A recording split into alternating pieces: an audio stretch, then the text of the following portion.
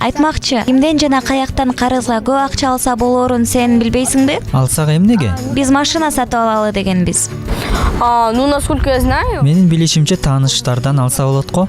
Биз сурадык, баарында эле жетишсиз сумма. Анда бул маселе менен банкка эле кайрылуу керек. Бирок мунун баарына билимдүү кароо керек. Макул. Баарыңарга салам, достор. Силер менен мен Амир жана ошондой эле Салия. Жана бул программа Билимдүү жашоо. Карызга акчаны кайдан алса болот? Взять можно где-нибудь. Ар кайсы жерден, ар кайсы өлкөдөн алса болот. Досуңан.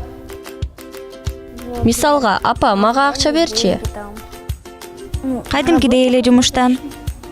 Сейфтен. Занять деньги? Карызга алуу. Карап алыш керек. Банктан. Мен эч качан карызга алып көргөн эмесмин. Карыз деген эмне? Когда у человека не хватает денег, он берет... Адамга акча жетпей калганда ал башка бирөөдөн алат. Андан кийин ал адам акчаны кайтарып берүүсү керек. Это когда у человека просишь деньги, Бул адамдан акча сураганда ал берет. Андан кийин сенде акча болгондо ага кайра акча бересиң. будут деньги, ты ему опять дашь эти деньги. Насыя деген эмне? Я попрошу 20, мне дадут сдачу, и я верну эти... Мен 20 сом сурайм, мага кайтарым беришет. Жана мен болсо апама 10 сом кайтарып берем. Ал болсо мага 20 сом берет. Ты берешь кредит в банке, потом... Сен банктан насыя аласың. Анан алар пайызга бөлүнөт жана сен иштеп тапкан акчаларың менен төлөйсүң. Ошо менен насыяны жабасың.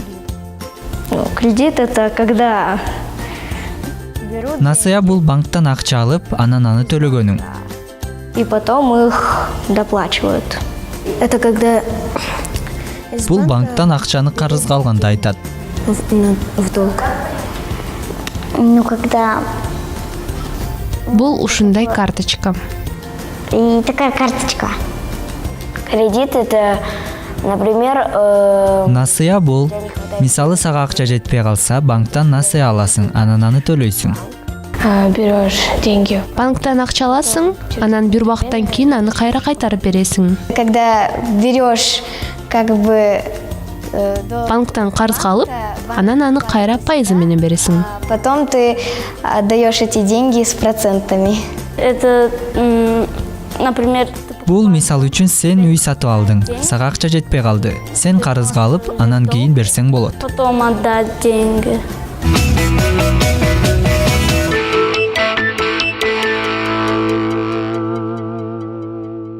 Биз машина сатып алалы дегенбиз. Бирок биздеги акча жетишерлик болбой жатат. Биз эмне кылсак? Если не хватает денег, то можно попробовать. Эгерде акчаң жетпесе, анда күтүп туруп акча топтосо болот жана 1-2 жылдан кийин машина сатып алышыңар мүмкүн. Эгерде машинаны так азыр сатып алгыңар келсе, өтө шашылыш болсо, анда насыя алууга туура келет.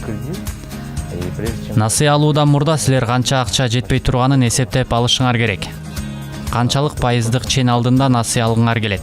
Үй бүлөдө канча акча коротууңарды жана канча калаарын эсептеп алууңар зарыл. Бул калдыкка канча насыя аларыңарды эсептеп алсаңар болот. Насыя адистери силерге бул тууралуу жардам берет. Кредитные специалисты вам могут в этом помочь.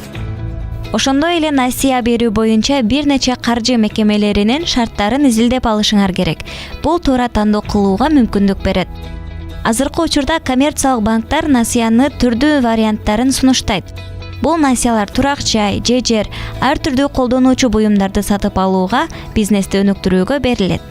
Сейчас банки предлагают такие виды кредитов, как автокредитование. Азыр банктар насыянын мындай түрүн сунуштайт. Автонасыялуулук деген. Алар абдан кирешелүү. Силер ушундай насыя алсаңар болот. Же насыялык өндүрүмдөр деген бар. Алар унааны узартуу менен акы төлөөгө алуу деп аталат. Банктар бар. Алар дүкөндөр менен кызматташат. Так ушуларда пайдалуу сунуштар болушу мүмкүн. Бул сунуштарды да карап көрүүгө болот. Тоже могут быть выгодные предложения. Займчы бул банктан же насыялык мекемеден карыз алган киши. Займчы насыялык мекемени жана банкты тандоого, насыялуулук боюнча банк адистеринен түшүндүрүүнү суроого укуктуу. Сен түшүнбөгөн кээ бир учурлар болот. Насыя кандайча эсептелет, же пайыздык чени кандай жана башка. Башкача айтканда сен түшүндүрүп берүүнү сурасаң болот. Ошондой эле займчы келишимге кол коюуга же кол койбоого укуктуу. Эгерде сен келишимге кол койсоң, анда сенин мөөнөттөн мурда насыяны жабууга укугуң бар. Эгерде сенде насыяны жабуу боюнча көйгөйлөрүң болуп калса, сенин банктан кандайдыр бир жеңилдикти, узартууну суроого укугуң бар. Займчыда кандай укук болсо, ошондой эле олуттуу түрдө сактоосу зарыл болгон милдеттери бар. В первую очередь это обязанность соблюдать договор, то, что написано. Биринчи кезекте бул милдеттерди келишим сактоосу зарыл. Келишимде жазылгандын баары бул мыйзам. Ошондуктан займчы келишимди сактоосу зарыл. Насыя боюнча бардык төлөмдөрдү өз убагында төлөп туруусу керек. Ошондой эле кандайдыр бир маселелер тууралуу да кабарлап туруу милдеттери бар. Балким сенде акча маселеси бар. Сенде киреши азайып калды. Сен жумушуңан ажырап калдың. Сен мунун баарын займчы катары өзүңдүн банк адисиңе маалымдашың керек. Бирок эгерде мунун баары ушундай болуп калса, насыя боюнча көйгөйлөр пайда болсо, анда жагдайды чечүү үчүн силер насыя алган банкка кайрылууңар керек. Насыялардан мурда банктан карызга акча алууга канчалык муктаждык бар экендигин ойлонуп чыгуу зарыл.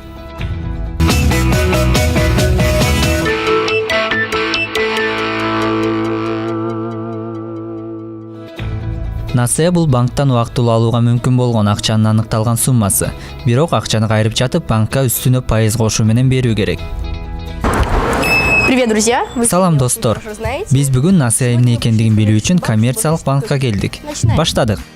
Саламатсызбы? Менин атым Амир. Мен билимдүү жашоо программасынанмын. Сиз мага айтып бере аласызбы? Карыз менен насыянын айырмачылыгы эмнеде? Алардын ортосунда айырмалоочу белгилер бар. Биринчиси, бул карыз пайызсыз берилет.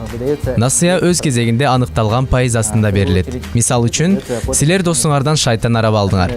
Жөн эле бир күн.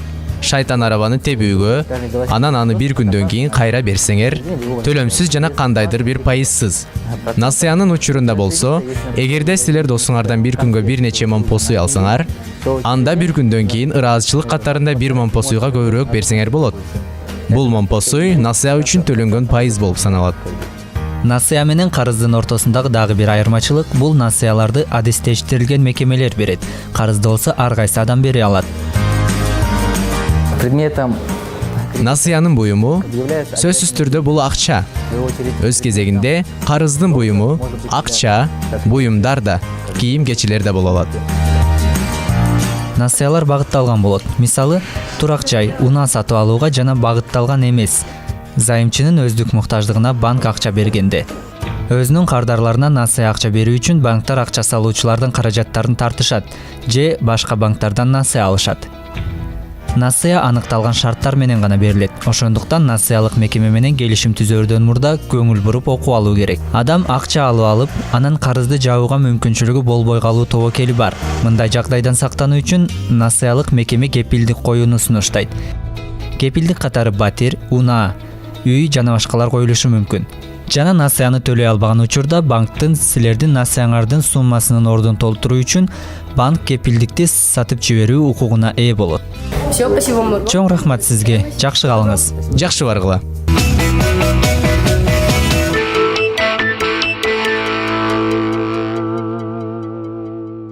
Кстати, сегодня, наверное... Мен бүгүн барып, ата-энеме насыяны кандай туура алуу керектиги жөнүндө айтып берем. Анан биз үй бүлөлүк стол үстүндө кандай кыларыбыз тууралуу ойлонобуз. Эң башкысы адистердин кеңештерин айтууну унутпа. Макул, жарыктык жана жакшылык менден ийгилик. Силер менен Амир болду жана. Салиям. Эң башкысы билимдүү жашагыла. Көрүшкөнчө.